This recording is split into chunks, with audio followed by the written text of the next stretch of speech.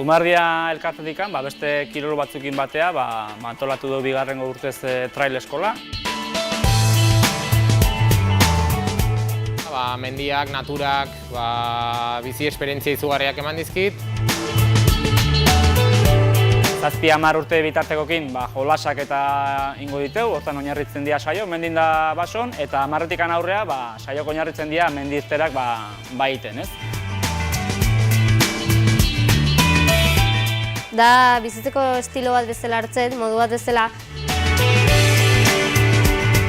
Eguneko momentu askatasuna sentitzen dudan momentua da, ezta?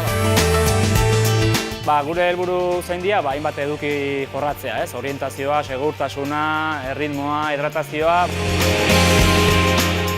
Eta azkenen lagun asko iteia, eta ez dakit, de baita leku desberdinetan jutezea eta gauzak ezautzitezu eta inguru eta...